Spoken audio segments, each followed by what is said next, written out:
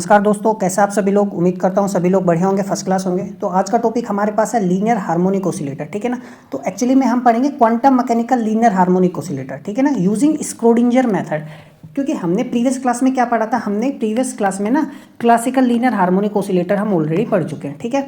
आज हम पढ़ेंगे quantum mechanical linear harmonic oscillator, ठीक है। तो quantum mechanical linear harmonic oscillator को हम दो मेथड से पढ़ेंगे। एक को तो हम बोलते हैं स्क्रोडिंजर मेथड, ठीक है ना, और एक को हम बोलते हैं ऑपरेटर मेथड। समझ में आई बात, ठीक है ना।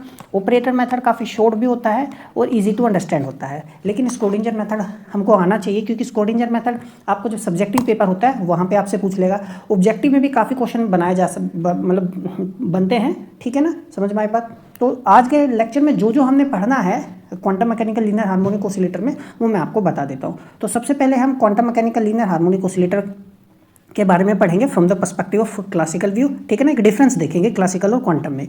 फिर उसके बाद स्क्रोडिंजर इक्वेशन क्या होता है लीनियर हार्मोनिक ऑसिलेटर का। फिर स्क्रोडिंजर इक्वेशन को हम थोड़ा सा सिंप्लीफाई करेंगे।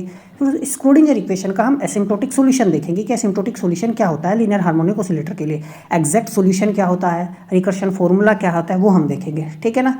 फिर हम जो हमारे पास पावर सीरीज सॉल्यूशन के बारे में भी हम डिस्कशन करेंगे कि पावर सीरीज सॉल्यूशन क्या होता है, और जो पावर सीरीज सॉल्यूशन है वो कहाँ पर टर्मिनेट होता है, क्योंकि जो जहाँ पर हमारी जो सीरीज सॉल्यूशन टर्मिनेट होगा वहाँ से जो कंडीशन आएगी उस कंडीशन से ही हम एनर्जी आइगन वैल्यू निकालेंगे, ठीक है ना। समझ में आई बात। तो ये आज का हमारा टॉपिक है जो हमने पढ़ना है। तो आपका कोई डाउट हो तो आप मुझे कमेंट बॉक्स में बता सकते हैं। समझ में आई बात। मैं पूरी कोशिश करूँगा उसको सोल्व करने की। समझ में आया, ठीक है। तो बिना समय गंवाए आइए स्टार्ट करते हैं। देखो, जो क्वांटम मैकेनिकल हार्मोनिक ऑसिलेटर में क्या होता है, जो पार्टिकल का मोशन होता है ना, उसको हम क्लासिकल ट्रेजेक्ट्री से तो डिफाइन नहीं करते बिल्कुल भी, ठीक है ना। किससे डिफाइन करते हैं, वेव फंक्शन से। तो क्वांटम मैकेनिक्स में पार्टिकल को हम किससे डिफाइन करते हैं, वेव फंक्शन से, जो किसको ओबे करता है, स्क्रोडिंजर इक्वेशन को ओबे करता है, ठीक है ना। तो एक तो बेसिक सा डिफरेंस ही है। समझ में आई बात। तो क्योंकि क्लासिकली क्या होता है, क्लासिकल में तो हम ट्रेजेक्ट्रीज डिफाइन करते हैं ना, ठीक है ना। ट्रेजेक्ट्रीज डिफाइन होती है। क्वांटम मैकेनिक्स में ट्रेजेक्ट्रीज को हम नहीं शो कर सकते, क्योंकि देयर इज अनसर्टेनिटी, ठीक है ना। पार्टिकल के मोशन में क्या होती है, अनसर्टेनिटी होती है, जिसकी वजह से हम उसको किससे डिफाइन करते हैं, वेव फंक्शन से। पहले तो बात ये। दूसरा, जो unlike classical oscillator which can have any energy depending on it's amplitude. देखो, हमने प्रीवियस लेक्चर में क्या पढ़ा था, जो क्लासिकल हार्मोनिक ऑसिलेटर होता है, ठीक है ना, उसका एनर्जी कितना होता है, ये एनर्जी होता है उसका। तो डिपेंडिंग अपॉन द एम्पलीट्यूड, भाई एम्पलीट्यूड कितना है, ठीक है ना, हम एनर्जी निकाल सकते हैं। तो ए का वैल्यू कुछ भी हो सकता है हमारे पास, ठीक है। तो एनर्जी जो है किस पर डिपेंड कर रहा है, एम्पलीट्यूड पर डिपेंड कर रहा है। और क्या होता है, कंटिन्यूस एनर्जी हो सकता है। लेकिन क्वांटम मैकेनिक ऑसिलेटर में एनर्जी क्या होता है, डिस्क्रीट एनर्जी होता है, यानी एनर्जी क्वांटाइज्ड होता है। तो एनर्जी क्या होता है, ये होता है, ठीक है ना, n+1/2 h⁻⁻। समझ में आई बात। तो एनर्जी हमारे पास क्या हो सकता है, 1/2 ये हो सकता है, ठीक है ना, 3/2 ये हो सकता है। समझ में आई बात। 5/2 h⁻। सिर्फ यही एनर्जीज पॉसिबल है जो ऑसिलेटर की हो सकती है। और एनर्जी ऑसिलेटर के इनके बीच में और कोई एनर्जी लाई, जैसे ये क्या है एक्चुअली में 0.5 h⁻ ही तो है, ठीक है ना। समझ में आया। और ये कितना है, 1.5 h⁻। मैं 0.7 h⁻ नहीं हो सकता, कभी भी नहीं मिलेगा आपको, या 0.8 h⁻ आपको नहीं मिलेगा। सिर्फ यही वैल्यूज पॉसिबल है, क्वांटाइज्ड है, डिस्क्रीट है। समझ में आई बात, ठीक है ना। इसी को हमको निकालना है, जो आज हम सोल्व करेंगे, ठीक है। अब देखो, तो हम बेसिकली तो हम जानते हैं कि कोई भी लीनियर ऑसिलेटर जो होता है, ठीक है ना, वन डायमेंशनल केस में यदि एंगुलर फ्रीक्वेंसी ओमेगा है, देन अंडर रिस्टोरिंग फोर्स, ठीक है ना, रिस्टोरिंग फोर्स यानी F = -kx। तो under restoring force at an instant how much potential energy it has 1/2 kx², ठीक है। और k का वैल्यू क्या होता है हमारे पास, m⍵²k²। तो ये पोटेंशियल एनर्जी होती है पार्टिकल की, ठीक है ना, लिंक को जो सिंपल हार्मोनिक ऑसिलेशन परफॉर्म करता है। अब उस पार्टिकल को हम क्वांटम मैकेनिकली क्या करना है, हमको डिस्क्राइब करना है। तो क्वांटम मैकेनिकली कौन डिस्क्राइब करेगा, वेव फंक्शन रिप्रेजेंट करेंगे, ठीक है ना। तो the wave function represent the time independent wave function. This wave function will describe that oscillator, और उस ऑसिलेटर की स्टेट को डिस्क्राइब करेगा, ठीक है ना। अब देखो, तो हम स्क्रोडिंजर इक्वेशन हम जानते हैं क्या होती है हमारे पास, ये स्क्रोडिंजर इक्वेशन है, ठीक है ना। तो लीनियर हार्मोनिक ऑसिलेटर के लिए स्क्रोडिंजर इक्वेशन हमको लिखना है, तो हम पोटेंशियल एनर्जी सिंपली यहाँ पर रखेंगे। तो पोटेंशियल एनर्जी हमारे पास क्या है, 1/2 m⍵²x²। तो ये potential energy at an instant है ना, एट एन इंस्टेंट x है ना, कोई भी रैंडम डिस्प्लेसमेंट हमारे पास है तो उस केस के लिए पोटेंशियल एनर्जी है, सिंपली रख देंगे। तो देखो, हमने सिंपली 1/2 m⍵²x² हमने रख दिया। तो ये क्या है, स्क्रोडिंजर इक्वेशन है लीनियर हार्मोनिक ऑसिलेटर की। क्या आ गई हमारे पास, स्क्रोडिंजर इक्वेशन आ गई, ठीक है ना। समझ में आई बात। अब क्या क्या हमने वैल्यूज़ को बस सिंपली क्या कर दिया, रीअरेंज कर दिया। देखो 2 का अंदर लेकर जाओ और h का ओमेगा को अंदर लेकर जाओ, एक ओमेगा मैं ऊपर लिख लेता हूँ यहाँ पे, ठीक है ना। समझ में आई बात सिंपली। देखो जब 2 का अंदर लेके जाऊँगा 2 कट जाएगा, तो मैंने कुछ नहीं किया, बस रीअरेंज किया है। मैंने इसको रीअरेंज क्यों किया है वेरिएबल्स को, ताकि मैं ना सिंप्लीफाई कर सकूँ। अब देखो it is convenient to simplify this equation, है ना। अब मैंने एक वेरिएबल इंट्रोड्यूस कर देता हूँ। देखो ये क्या है, पूरा का पूरा कांस्टेंट है या नहीं है, समझ में आया। देखो पूरा कांस्टेंट हो गया हमारे पास, तो इसको हमने डायमेंशनल लेस आइगन वैल्यू, देखो इसका एनर्जी लग रहा है ना, समझ में आया, ठीक है। देखो ऊपर भी एनर्जी नीचे भी एनर्जी, तो लेकिन एनर्जी का यूनिट तो नहीं है ना, इसलिए क्या डायमेंशनल लेस आइगन वैल्यू है, एनर्जी आइगन वैल्यू है, ठीक है ना। इसको हमने क्या मान लिया, लैम्डा मान लिया, समझ में आई बात, ठीक है। और हमने, कोई डाउट है, अब देखो, और हमने एक डायमेंशनल लेस वेरिएबल, अब डायमेंशनल लेस वेरिएबल कहने का मतलब देखो क्या है, हमने अल्फा स्क्वायर जो है, अल्फा देखो ये क्या है, एक्स स्क्वायर है ना, और इसको मान लेता है ये भी कोई कांस्टेंट है ना, समझ में आया, कोई कांस्टेंट होगा भाई। देखो कांस्टेंट नहीं, कांस्टेंट हम कब कहेंगे, देखो एंगुलर फ्रीक्वेंसी जो हमारे पास होगी वो यदि वेरी करेगी, है ना, समझ में आया, तो तब हमारे लिए एक वेरिएबल का काम करेगा। लेकिन मैं दोनों टर्म को ले लूँ, यदि देखो इसको मैं अल्फा मान लेता हूँ, तो मेरे पास ये क्या आएगा, अल्फा स्क्वायर एक्स स्क्वायर आ गया, नहीं आ गया, ठीक है ना। समझ में आया मैं क्या कर रहा हूँ, ये पूरा मैंने क्या मान लिया, अल्फा स्क्वायर मान लिया, तो मेरे पास अल्फा स्क्वायर एक्स स्क्वायर हो गया, ठीक है। तो मैंने साई में ले लेता हूँ अल्फा एक्स, ठीक है, समझ में आई बात। तो साई मैंने क्या मान लिया, अल्फा एक्स, जहाँ पे अल्फा मेरे पास क्या है, M omega upon H cut. तो ये क्या वेरिएबल है, जैसे जैसे एक्स का वैल्यू बदलेगा वैसे मेरे पास साई का वैल्यू बदलेगा, तो ये क्या डायमेंशनल लेस वेरिएबल है मेरे पास, ठीक है। अब हम क्यों कर रहे हैं ये चीज़, समझ में आया मैं कहना क्या चाह रहा हूँ। तो हम ये चीज़ कर क्यों रहे हैं, हम इसलिए कर रहे हैं ताकि चीज़ों को सिंप्लीफाई किया जा सके, ठीक है ना। अब कैसे पता चलेगा कि हमको ऐसे ही करना है, ठीक है ना। तो ये चीज़ें ना धीरे धीरे सिस्टमेटिक वे में साल दर साल आई है कि इसको, अब हमको कोई इक्वेशन को सोल्व करना है, ठीक है ना। तो जब हम उस इक्वेशन को सोल्व करते हैं, हम उसमें नई नई चीज़ें ट्राई करते हैं, इसको ऐसे सिंप्लीफाई करके देखते हैं, ऐसे सिंप्लीफाई करके देखते हैं, तब उसको सोल्व किया जाता है, समझ में आया। तो this is the way how it is solve, ठीक है। अब देखो, तो ये जो वेरिएबल हमने लिया है ना साई, अब y भी ले सकते हो, है ना, y is equal to alpha x भी ले सकते हो, मैंने साई लिया, अब तो y भी ले सकते हो, कोई दिक्कत नहीं है। अब देखो, अब हमारा पास जो इक्वेशन जो है, ठीक है ना, x के रेस्पेक्ट में डिफरेंशिएशन है, अब मैं किसके रेस्पेक्ट में डिफरेंशिएशन करूंगा, साई के रेस्पेक्ट में, क्योंकि वेरिएबल क्या हो गया, बदल गया ना, ठीक है। अब देखो इसको यदि मैं डिफरेंशिएट कर दूँ तो मेरे पास सिंपली क्या आएगा, ये टर्म आ गई, ठीक है। अब देखो, अब मेरे को जो dy/dx है, ठीक है, अब मैं इसको क्या लिख सकता हूँ, ये लिख सकता हूँ ना। अब मैंने जैसे कहा मेरे को वेरिएबल चेंज करना है, तो मैंने सिंपली इसको ये लिख दिया, ठीक है ना। अब देखो ये मेरे पास क्या आया है, अल्फा आया है, ठीक है ना। तो इसको मैं क्या लिख सकता हूँ, अल्फा d/d साई। तो देखो इसको तो मैंने अल्फा लिख दिया, ठीक है ना, और ये मेरे पास सिंपली ये हो गया, कोई डाउट है, ठीक है ना। तो d/dx की जगह मैं कहाँ लिख सकता हूँ, अब देखो यहाँ पे तो डबल डिफ्रेंशिएशन मेरे पास है, तो मैं डबल डिफ्रेंशिएट करूँगा।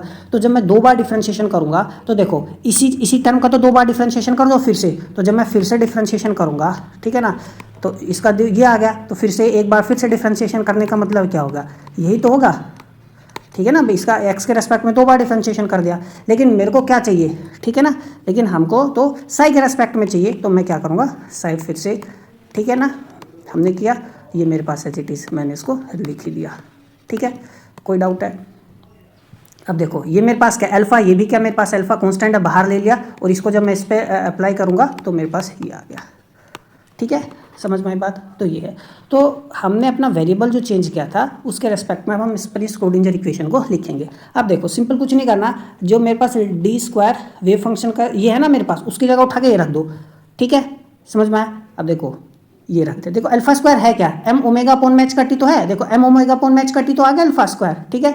अब देखो ध्यान से, ये मेरे पास क्या है, लैम्डा है, ठीक है, ये देखो यहाँ लैम्डा आ गया, समझ में आया। ये एम ओमेगा जो कट था ना, मैं अब देखो मैं इसको ना आपको बता ही देता हूँ, ध्यान से देखो, इसको मैं क्या लिख दिया, मैंने इसको लिख दिया alpha square d² phi psi square, ठीक है ना, प्लस, अब ध्यान से देखो इसको मैं क्या लिखूंगा, अल्फा स्क्वायर, है ना, इस टर्म को अल्फा स्क्वायर लिखूंगा, ये मेरे पास लैम्डा माइनस के, अब देखो उसको क्या लिखूंगा, जाई स्क्वायर, और ये आएगा फाई इक्वल टू 0। देखो अल्फा स्क्वायर मैंने क्या ले लिया, कॉमन ले लिया, तो वही अल्फा स्क्वायर कॉमन लेके कहने का मतलब ये तो है एम ओमेगा अपॉन मैच कट। अब ये इधर 0 में हो गया है, सिंपली ये आ गया मेरे पास, ठीक है ना। तो सिंप्लीफाई किया और कुछ नहीं किया, मैंने थोड़ा सा ज़्यादा एलोबरेट करके चीज़ें बता दिया, आप इसको सीधा डायरेक्ट करना है, ठीक है ना, हो सकता है तो आप इसको याद भी रख सकते हो, समझ में आया।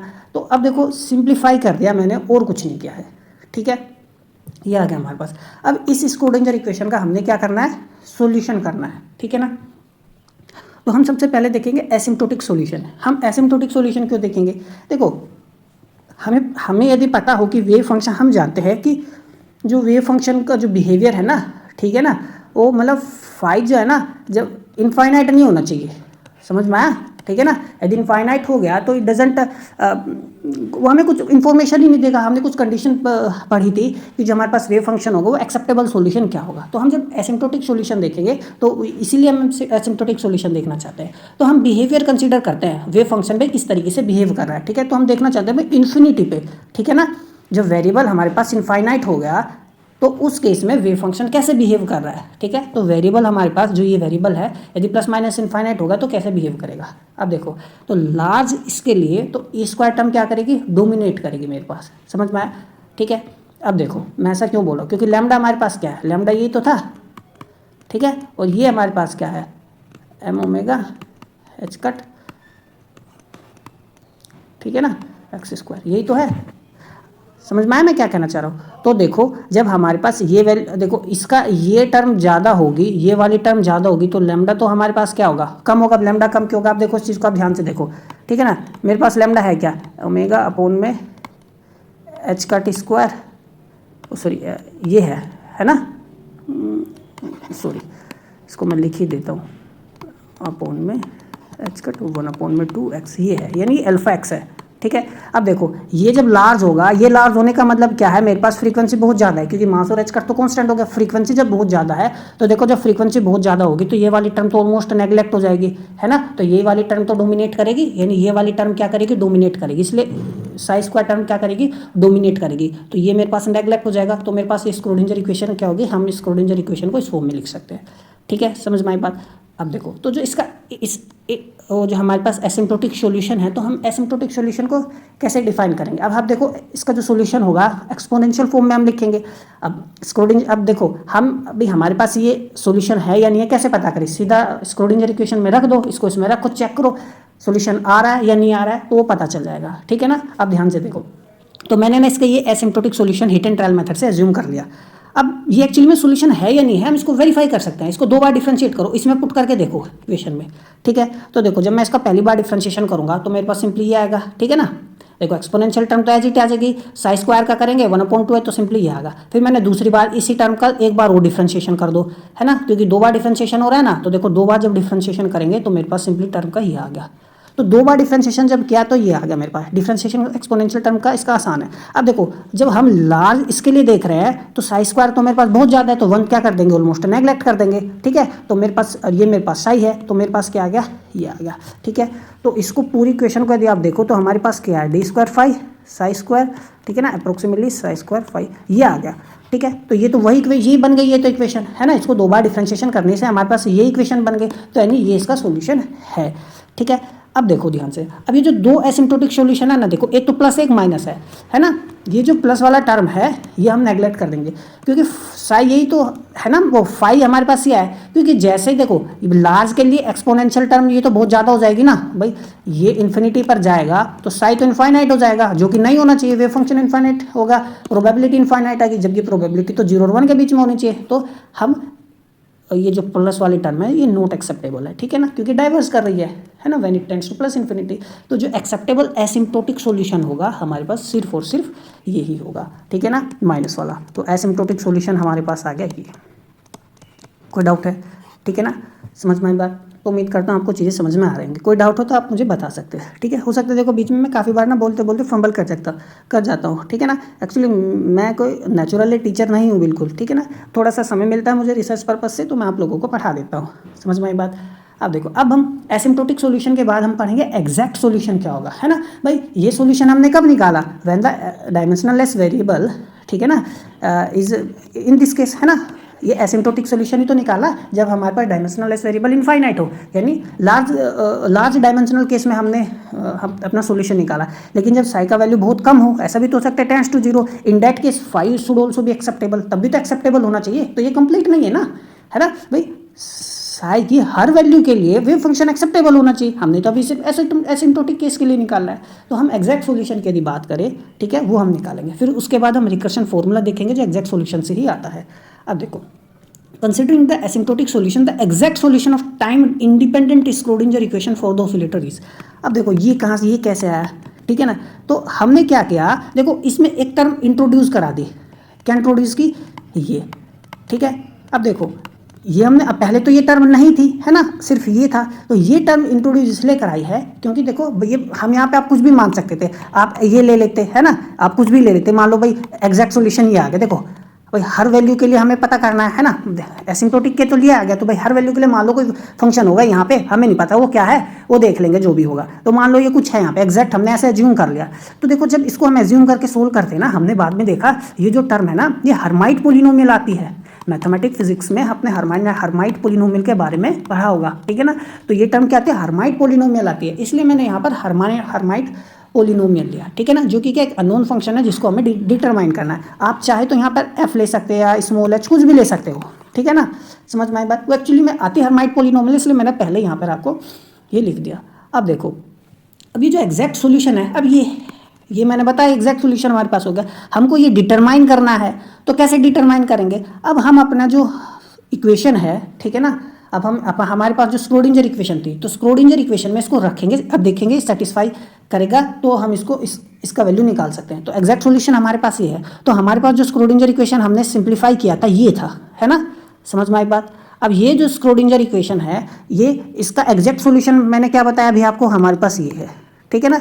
तो इस एग्जैक्ट, ये जब एग्जैक्ट सॉल्यूशन है, ठीक है ना, किसका, इसका, तो हम वेव फंक्शन को इसमें क्या कर देंगे, पुट करेंगे, ताकि हम अपना हर्माइट पोलिनोमियल निकाल सके, ठीक है ना, समझ में आई बात। अब देखो हो सकता है आप कुछ बच्चे कंफ्यूज रहे, हम क्यों माने, तो आप कुछ भी मान लो, या कोई फंक्शन ले लो, एच ले लो, वो स्मॉल एच ले लो या एफ ले लो, कुछ भी ले लो, ठीक है ना, वो मैं आपको बाद में बता दूंगा किस तरीके से हर्माइट पोलिनोमियल आ रहा है, ठीक है। तो अब जब इसमें इसको रखेंगे तो हमको क्या करना पड़ेगा, 2 बार डिफ्रेंशिएशन करना पड़ेगा फाई का। तो देखो जब हम पहली बार हम डिफ्रेंशिएशन करेंगे, ठीक है, तो देखो ध्यान से, देखो एक बार डिफ्रेंशिएशन किया तो ये टर्म एज इट इज हो गई, है ना, समझ में आई बात।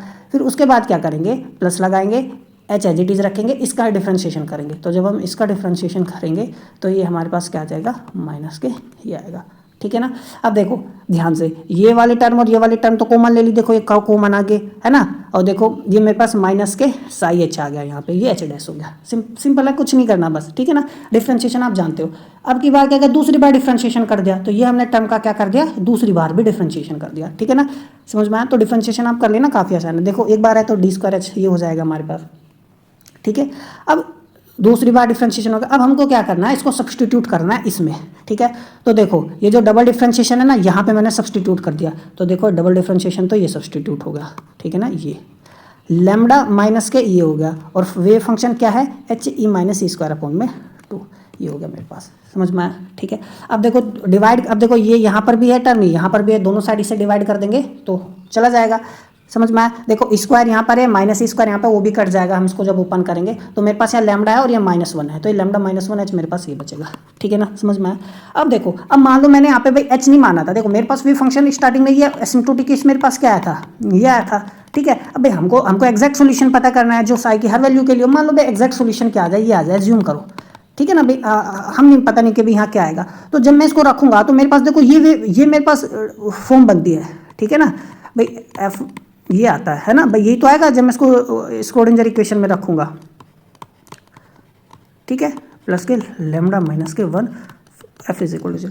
ये एक्चुअली में किसकी फॉर्म है, एग्जैक्ट ऐसी डिफरेंशियल इक्वेशन की जो फॉर्म होती है वो हर्माइट डिफरेंशियल इक्वेशन होती है। और एच को क्या बोलते हैं, हर्माइट फंक्शन या हर्माइट पोलिनोमियल बोलते हैं, जो किसका सोल्यूशन होता है, हर्माइट डिफरेंशियल इक्वेशन का सोल्यूशन होता है। इसी वजह से एफ को हम क्या, देखो हमने किया तो ये आ गया, हमने देखा ये तो बिल्कुल एग्जैक्ट किसके जैसी डिफरेंशियल इक्वेशन है, हर्माइट डिफरेंशियल इक्वेशन जैसी है, तो यानी एफ क्या होना चाहिए, हमारे पास एच होना चाहिए, इसलिए यहाँ पे एच आया, समझ में आया, ठीक है ना, कोई डाउट है। अब देखो तो ये हमारे पास आ गया, तो हमने अब ना एच भी निकाल लिया। तो देखो अभी हमने कंफ्यूज नहीं होना है, काफ़ी बच्चे कंफ्यूज हो जाते हैं, तो अब मैं थोड़ा सा ना समराइज करूँ चीज़ों को, ध्यान से देखना। हम quantum mechanical linear harmonic oscillator पढ़ रहे हैं, ठीक है, जिसमें हमने देखा जो स्क्रोडिंजर इक्वेशन को क्या क्या हमने सिंप्लीफाई किया, तो हमने स्क्रोडिंजर इक्वेशन हमारे पास क्या आई, ठीक है ना, ये स्क्रोडिंजर इक्वेशन आई है, ठीक है ना, समझ में ये आ गई। और इसका जो एग्जैक्ट सॉल्यूशन हमारे पास कितना आया है, ये एग्जैक्ट सॉल्यूशन आया है, ठीक है ना। ये क्या है, हर्माइट पोलिनोमियल या हर्माइट फंक्शन है जो इस इक्वेशन को क्या करता है, सेटिस्फाई करता है, ठीक है ना, समझ में आई बात। अब देखो, अब ध्यान से देखना, तो ये जो डिफरेंशियल इक्वेशन हमने मिला है ना, तो ये जो लैम्डा -1 है, ठीक है ना, एग्जैक्ट जो डिफरेंशियल इक्वेशन होती है ना, उस केस में यहाँ पर 2n होता है। क्या होता है? 2n होता है। समझ में आया मैं कहना क्या चाह रहा हूँ? यानी जो हर्माइट डिफरेंशियल पोलिनोमियल होता है ना, एग्जैक्ट हर्माइट डिफरेंशियल पोलिनोमियल देखो ये होता है, मान लो यहाँ y हो या कुछ भी हो, किसी के रेस्पेक्ट में भी हो, तो एग्जैक्ट ये होता है 2n h is equal to 0। ठीक है ना? हमने जो निकाला है हमारे पास ये है, तो देखो सेम ही तो है, ये भी ये क्या कांस्टेंट ही तो है। तो जब इन दोनों की कंपैरिजन करेंगे तो 2n किसके इक्वल आना चाहिए? लैम्डा माइनस 1 के इक्वल आना चाहिए। अब ये आया कहाँ से? इसका सोल्यूशन मैं आज ही के लेक्चर में आपको कराऊंगा, यहाँ बस मैंने आपको बस समझाने के लिए बता दिया। तो हर्माइट डिफरेंशियल इक्वेशन आ गया, तो this arises when lambda minus 1 is equal to 2n, है ना? तो जो एग्जैक्ट हर्माइट डिफरेंशियल इक्वेशन होती है ना, वहाँ पर 2n होता है, तो एक ये होते हैं हमारे पास, है ना? तो कंपेरिजन से मैं बता देता हूँ, n इज इक्वल टू 0 1 2 आ गया। ठीक है, कोई डाउट है? अब देखो इतना करने के बाद एग्जाम में आपको उसको ज़्यादा सोचना भी नहीं है ना। अब देखो हमने लैम्डा क्या माना था, हमारे पास लैम्डा यही तो था 2e अपॉन में h का टोमेगा, और ये हमने लैम्डा यहाँ से कितना आएगा 2n प्लस 1, तो मैं यहाँ पर 2n प्लस 1 लिख सकता हूँ। समझ में आया? ठीक है, कोई डाउट है? तो यहाँ से मैं मेरे पास एनर्जी आइगन वैल्यू में सीधा लिख सकता हूँ, कितनी आ गई n प्लस 1 अपॉन में 2 h कट। ये हमारे पास एनर्जी आ गई, इक्वेशन आ गई। आप इतना सिंपली लिख सकते हो। ठीक है ना? फर्दर आपसे सोल्व करने के लिए कहे कि ये भी पूछे कि भाई एग्जैक्टली आया कहाँ से है, तो वो हम अब देखेंगे। ठीक है ना? समझ में आई बात? यानी क्या है? क्वांटम नंबर है। अब पावर सीरीज सॉल्यूशन की यदि मैं बात करूँ, किसकी बात करूँ? पावर सीरीज सॉल्यूशन की। तो क्वांटम हार्मोनिक ऑसिलेटर का हमने स्क्रोडिंजर इक्वेशन सिंप्लीफाई की, उसका हमने एसिम्प्टोटिक सॉल्यूशन देखा, फिर एग्जैक्ट सॉल्यूशन देखा, और एग्जैक्ट सॉल्यूशन से हम के बाद क्या हम देखेंगे? Power series solution. ठीक है ना? अब देखो, अब ध्यान से देखना है। अब ये सॉल्यूशन तो आ गया, अब मेरे को ये पता चल जाए h की एग्जैक्ट फॉर्म क्या है, तो मैं h की यहाँ लिख दूंगा h को, और सिंपली मेरे पास क्या आ जाएगा, है ना, वेव फंक्शन आ जाएगा। समझ में? भाई h क्या? हर्माइट पोलिनोमियल है ना। अब हर्माइट पोलिनोमियल की लीनियर हार्मोनिक ऑसिलेटर के केस में किस तरह की फॉर्म है वो कैसे पता चलेगा? इस इक्वेशन को सोल्व करके पता चलेगा। हर्माइट डिफरेंशियल इक्वेशन जो आई है वो यहाँ पे रख दूंगा। अब इसी को मेरे को सोल्व करना है, तो इसको हम किसकी मदद से सोल्व करेंगे? पावर सीरीज सॉल्यूशन की मदद से सोल्व करेंगे। ठीक है ना? तो आपने मैथमेटिकल फिजिक्स में देखा होगा कि हम किस तरीके से पावर सीरीज सॉल्यूशन को सोल्व करते हैं। ठीक है ना? हर्माइट डिफरेंशियल इक्वेशन के केस में तो पावर सीरीज सॉल्यूशन मान लेते हैं, हमारे पास सिंपली ये आ गया। ठीक है, अब देखो ये एक्चुअली में है क्या? देखो ए कोई कांस्टेंट हो गया, तो ये एक्चुअली में आएगा क्या? देखो ये मेरे पास ए नोड प्लस, है ना, A1 plus A2 square plus A3 Sai का cube plus dash dash dash करके ये ऐसे ही चलता रहेगा। समझ में आया? तो ये पावर सीरीज है ना? तो ये सॉल्यूशन हमने एज्यूम कर लिया किसके लिए? हर्माइट डिफरेंशियल इक्वेशन के लिए, ताकि मुझे पता चल सके h क्या है। और मैं यहाँ पे रखने के बाद ना एग्जैक्ट सॉल्यूशन में, तो मेरे पास वेव फंक्शन आ जाएगा, और यही वेव फंक्शन किसका है? लीनियर हार्मोनिक ऑसिलेटर का है क्वांटम मैकेनिक्स में। ठीक है, अब देखो तो सिंपल है। तो ये सॉल्यूशन जब मैंने एज्यूम किया, तो इसको 2 बार डिफरेंशिएशन करो, यहाँ रखो, सिंगल डिफरेंशिएशन करो, यहाँ रखो, और h का वैल्यू सिंपली यहाँ रख दो। मतलब इसको डिफरेंशिएट करके ना हर्माइट डिफरेंशियल इक्वेशन में रख दो, तो आप सिंपली हमारे पास हम इसको फर्दर सोल्व कर सकते हैं। ठीक है ना? तो इसके बाद क्या करना है? देखो एक बार डिफरेंशिएशन करो, बहुत ज़्यादा सिंपल है। ठीक है ना? देखो ये तो कांस्टेंट है, k की वैल्यू आगे आ जाएगी, ये आगे है ना, k-1 हो गया। अब देखो गौर देखने वाली बात, देखो k का वैल्यू देखो नेगेटिव तो यहाँ होगा नहीं, बिल्कुल भी पॉजिटिव होगा। तो देखो यहाँ पर ना k अब 0 से स्टार्ट नहीं होगा, है ना। इस केस में k किससे स्टार्ट नहीं होगा? 0 से, क्योंकि यदि 0 हो जाएगा तो -1 आ जाएगा, जो नहीं हो सकता, यानी k का वैल्यू 1 आएगा। समझ में आया? क्योंकि देखो जब मैं इसका पहली बार डिफरेंशिएशन करूंगा ना, तो पहली टर्म तो हट ही गई, नहीं तो कांस्टेंट है ना, ये टर्म तो गई, तो यानी k का वैल्यू 1 से स्टार्ट होगा, इसलिए देखो 1 से स्टार्ट हुआ है। समझ में? अब मैं दूसरी बार डिफरेंशिएशन करूंगा। ठीक है, अब देखो मैंने दूसरी बार डिफरेंशिएशन किया, देखो k-1 अब आगे आ जाएगा, देखो k-1 आ गया तो k-2 हो जाएगा दूसरी बार डिफरेंशिएशन करने के बाद। ठीक है, समझ में आया? अब देखो जब पहली बार डिफरेंशिएशन करूंगा तो देखो ये टर्म हट जाएगी, तो दूसरी बार में ये टर्म भी गई, तो दूसरी बार डिफरेंशिएशन करने पे k की वैल्यू 2 से स्टार्ट होगी, तो देखो k की वैल्यू 2 से स्टार्ट हुई है। समझ में आया? कोई डाउट है? अब इन्हीं को कुछ नहीं करना है, हमने सीधा का सीधा डिफरेंशियल इक्वेशन में उठा के रख देना है, इसमें हमने उठा के रख देना है। ठीक है, तो देखो ये रहा, तो हमने सिंपली उठा के रख दिया, ये हमारे पास सेकंड डेरिवेटिव आ गया। ठीक है, ये हमारे पास क्या आ गया? थर्ड डेरिवेटिव है, सॉरी फर्स्ट डेरिवेटिव है। देखो 2 साई था, है ना, यहाँ e-1 है ना, वो कट जाएगा, तो ये आ गया। ठीक है, λ-1, और ये सिंपली क्या हो गया? h इज इक्वल टू 0, ये हमारे पास आ गया। अब देखो इसको सोल्व करना तो बहुत ज़्यादा आसान कब होगा? देखो यहाँ पे k की वैल्यू 2 है, यहाँ k की वैल्यू 1 है, k की वैल्यू 0 है। यदि इंडाइसेस सेम हो जाए ये सारे, तो मैं कॉमन ले सकता हूँ कुछ ना कुछ, है ना। समझ में आया? क्या ले सकता हूँ? कॉमन ले सकता हूँ कुछ ना कुछ, और उससे मैं इसको सोल्व कर सकता हूँ। तो हमारा मेन मकसद अब इंडाइसेस को ही क्या करना है? सेम करना है। तो हम कंबाइन कर सकते हैं इन सम को, बस we just have to adjust the indices so that the powers of psi are same। ठीक है ना? समझ में आई बात?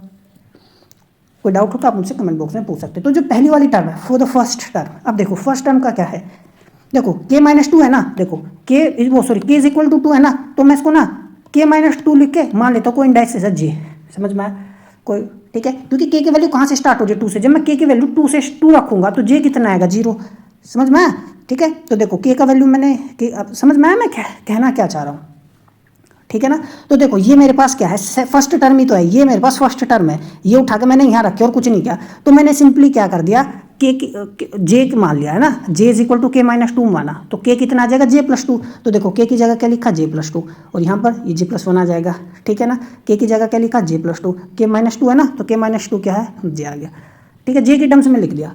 अब देखो अब k मेरा कहाँ से स्टार्ट हो रहा था 2 से, तो जब k 2 से स्टार्ट हो रहा है तो j कहाँ से स्टार्ट होगा 0 से ना भाई, जब k का वैल्यू k की स्टार्टिंग वैल्यू 2 है तो j की स्टार्टिंग वैल्यू 0 होगी, तो देखो j 0 आ गया, समझ में आ गई बात, ठीक है। इसी तरीके से देखो दूसरी टर्म, ये दूसरी टर्म उठाओ फॉर द सेकंड टर्म मैंने एज इट इज लिख दी उठा के, ठीक है। अब देखो ध्यान से, अब इसमें क्या कर सकते हैं, अब देखो कुछ नहीं करना, देखो यहाँ पर देखो k का वैल्यू 1 है, j इज इक्वल टू 0 मैंने मान लिया, क्यों, अब गौर से देखना है आपको, देखो j is equal to 0 term तो 0 ही रहेगी, तो कुछ ऐड ही नहीं हुआ ना उसमें, तो देखो मैं इसको आपको बताता हूँ, देखो ये टर्म है तो मैं इसको यदि ऐसे लिखूँ, ठीक है ना, -2, और देखो k का वैल्यू 1 है तो मैंने 1 लिखा, तो ये a1 और ये 7, 2 लिखूंगा तो 2 आएगा, a2 आएगा और ये मेरे पास ये आएगा, ठीक है ना, ये ऐसे चलेगा। अब देखो यदि मैं यहाँ पर 0 ऐड कर दूँ, है ना, तो कोई फर्क थोड़ी ना पड़ेगा, तो मैं k की वैल्यू अब मैंने यहाँ पे देखो, यहाँ पर k किससे स्टार्ट हो रहा था 1 से, है ना, और यहाँ पे मैं k की स्टार्ट किससे कर सकता हूँ 0 से कर सकता हूँ, है ना, समझ में आया, तो देखो कोई फर्क नहीं पड़ेगा, इसलिए k इज इक्वल टू 1 है ना, k की जगह मैंने j लिख दिया और 0 से स्टार्ट कर दिया। अब देखो ये पहली टर्म में 0 ही आ जाएगी, तो वो ऐड करके कुछ नहीं देगा मुझे यहाँ पे, ठीक है ना। थर्ड टर्म, अब जो मेरे पास थर्ड टर्म है, तो थर्ड टर्म क्या है, ये मेरे पास थर्ड टर्म थी, है ना, तो इस थर्ड टर्म से क्या करना है, देखो k is equal to 0, j is equal to 0, कुछ नहीं करना है, इसको तो बस सिंपली रिप्लेस कर दिया। अब हमने सारा j is equal to 0, j is equal to 0, j is equal to 0, first term, second term, third term हमने कर लिया, सारे इंडाइसेस सेम आगे हम आसानी से रख सकते हैं, ठीक है ना, समझ में आई बात। अब देखो ये जो फर्स्ट टर्म थी, ये देखो मैंने एज इट इज, देखो हमारे पास साई की पावर j, साई की पावर j, साई की पावर j है, तीनों टर्म में आ रहा है, तो देखो कॉमन ले लिया और सारी चीज़ एज इट इज लिख दी और ये इक्वल टू आ गया 0, ठीक है ना। ये तो था हमारे पास, ध्यान से देखो, अब देखो अब ये एक्चुअली में आया क्या है, देखो मैं इसको ऐसे लिख दूँ j is equal to 0 infinity, और यहाँ पे स्क्वायर ब्रैकेट में कुछ टर्म है और ये है इज इक्वल टू 0, ये है एक्चुअली में, है ना, यही तो है, यदि आप ध्यान से देखो तो ये सम किसके इक्वल आ रहा है 0 के, तो देखो वेरिएबल तो 0 नहीं होगा, है ना भाई, सम 0 के इक्वल आ रहा है, ये तो 0 नहीं है, इसका मतलब ये यही तो 0 होगा, समझ में आया। So this must hold for all Sai, सारे साई के लिए होल्ड करना चाहिए, वही हमारा मेन मकसद है। तो जो कोफिशिएंट्स होंगे ना, ये जो कोफिशिएंट होंगे पावर के, ये 0 होने चाहिए, दे मस्ट बी 0। भाई देखो ये 0 हो गया तो हमारे पास गड़बड़ हो जाएगी सारी चीज़, वेव फंक्शन ही हमें कुछ नहीं पता चलेगा, ठीक है। तो ये जो हमारे पास कोफिशिएंट है ये 0 होना चाहिए और ये कोफिशिएंट हमने 0 कर दिया, ठीक है ना। देखो ये पूरा का पूरा टर्म j+2, j+1, aj+2, समझ में आई बात। अब देखो यहाँ पे λ-1 है ना, देखो aj-2j लिख दिया हमने, ठीक है, और ये हमें रिकर्शन रिलेशन देता है। रिकर्शन रिलेशन ये हमारे पास होती है, ये क्या है बताऊंगा मैं भी तुम्हें। देखो रिकर्शन रिलेशन का मतलब समझ लो पहले, मतलब ये हमें ना रिकर्शन रिलेशन मान, देखो हमारे पास एक टर्म ये हो गई, एक टर्म ये हो गई, एक टर्म ये हो गई, ठीक है ना। तो दो टर्म का तीसरी टर्म के साथ क्या करते थे, रिलेशन बताता है, ये पता करनी है, ये पता है तो ये पता कर सकते हैं, है ना। एक दो टर्म थे, तीसरी चौथी टर्म हम पता कर सकते हैं, उसको बोलते हैं रिकरेंस रिलेशन, समझ में आई बात। अब देखो इसको हम कैसे लिखेंगे, और देखो ये टर्म उधर लेके जब पूरा माइनस में हो गया, देखो माइनस, देखो λ-1 -2j, ये प्लस है ना माइनस में हो गया, और ये पूरी के ये टर्म आगे नीचे डिनोमिनेटर में, समझ में आई बात। और इसे ही हम क्या बोलते हैं, रिकरेंस रिलेशन या रिकरेंस फॉर्मूला बोलते हैं, समझ में आया, ठीक है। जो देखो अब यहाँ पर आप j का वैल्यू 0 रखोगे तो a2 का किसके साथ रिलेशन बता रहा है, यहाँ कुछ आएगा, ठीक है ना, और a0 यानी दूसरी रिलेशन, दूसरा कोफिशिएंट का जो 0th वाला कोफिशिएंट है, फर्स्ट कोफिशिएंट है, उसके साथ क्या बता रहा है, रिलेशन बता रहा है, ठीक है ना। तो ये है। अब देखो ध्यान से, condition for the terminating series, अब ये इसको हम ऐसे समझ सकते हैं, देखो अब ये मेरे पास a नोड आ गया है ना, a1 है ना, a2, तो ये चीज़ है। अब देखो तो गौर से देखना, ये मेरे पास यहाँ पर के ये आ गया, यही तो होगा, ठीक है। अब देखो ये जो सीरीज है मेरे पास टर्मिनेट कब होगी, ठीक है ना। अब देखो aj+2 तो ये टर्म होगी, देखो ये यहाँ पर जो तो प्लस माइनस हो रहा है, कुछ टर्म ऐड हो रही है, तो यदि ये चलता ही रहा, ये सारी बहुत सारी टर्म्स चलती रही आगे तक, है ना, तो सीरीज तो टर्मिनेट होगी नहीं, वो तो डाइवर्ज हो जाएगी। तो ये मेरे पास टर्म क्या होनी चाहिए, जीरो होनी चाहिए। तो न्यूमरेटर में यदि ये टर्म मेरे पास क्या हो गई, जीरो हो जाए, तो to ensure that the solution is physically acceptable that is normalize the power series must terminate. और ये टर्मिनेशन कब होगा, जब ये जो न्यूमरेटर है ना, मान लो किसी जे की, भाई जे कुछ ना कुछ तो होगा, जैसे जे, भाई मान लो जे की वैल्यू 15 आ गई है ना, तो यानी ए 15 पर टाके टर्म क्या होगी, टर्मिनेट होगी। समझ में आया मैं कहना क्या चाह रहा हूँ, ठीक है ना, या ठीक है। तो ये है, तो मान लो जे की वैल्यू एन के लिए टर्म क्या होगा, टर्मिनेट, यानी न्यूमरेटर मान लो जीरो हो गया, तो न्यूमरेटर जीरो हो गया तो टर्म जीरो होगी, टर्मिनेट हो गई। तो यानी lambda -1 is equal to 2n, तो ये आ गया, ठीक है। देखो अलग अलग बुक्स में आप देखोगे ना, इसको टर्मिनेट करने के अलग अलग मतलब तरीके बता रखे हैं, ठीक है ना, तो वो आप पर निर्भर करता है आप किस तरीके से चीज़ों को समझते हैं। तो ये चीज़ें हैं, तो ये आ गया हमारे पास। तो lambda is equal to 2n+1, this is one of the most important thing. तो अब समझ में आया आपको, ठीक है ना। तो यही चीज़ है जो मैं आपको बताना चाह रहा था कि वो हमारे पास लैम्डा की वैल्यू 2n+1 आई कहाँ से थी, ठीक है। कोई डाउट है तो अब हम एनर्जी आइगन वैल्यू आसानी से निकाल सकते हैं। लैम्डा हम जानते हैं 2e/m² होता है। तो देखो ये हमने लिखा, ये टर्म आ गई, ठीक है ना, इसको, और ये हम अपने आसानी से फॉर्मूला लिख सकते हैं n+1/2h², ठीक है। तो जो एनर्जी लेवल्स है क्वांटम हार्मोनिक ऑसिलेटर के, वो क्या है, क्वांटाइज्ड है, अनलाइक क्लासिकल ऑसिलेटर की, ठीक है ना। क्लासिकल ऑसिलेटर का के केस में तो हमारे पास क्वांटाइज्ड नहीं होता है, ठीक है। अब देखो जो ग्राउंड स्टेट एनर्जी है वो जीरो नहीं होगी, क्लासिकल ऑसिलेटर की तो ग्राउंड स्टेट एनर्जी जीरो होती है। क्लासिकल फिजिक्स तो ये कहता है कि एनर्जी जीरो हो सकती है, लेकिन क्वांटम मैकेनिक्स क्या कहता है, even at ground state particle की एनर्जी जीरो नहीं हो सकती, कुछ ना कुछ एनर्जी उसके अंदर होगी। तो एन की वैल्यू जब जीरो हम रखेंगे तो मेरे पास ये टर्म आ गया, ठीक है। तो this non zero energy known as zero point energy, तो ग्राउंड स्टेट एनर्जी को क्या बोलते हैं, जीरो पॉइंट एनर्जी बोलते हैं। This arises due to uncertainty principle, ये मैंने आपको कितनी बार बताया था जब अनसर्टेनिटी प्रिंसिपल पढ़ाया था ऑसिलेटर के केस में, ठीक है ना।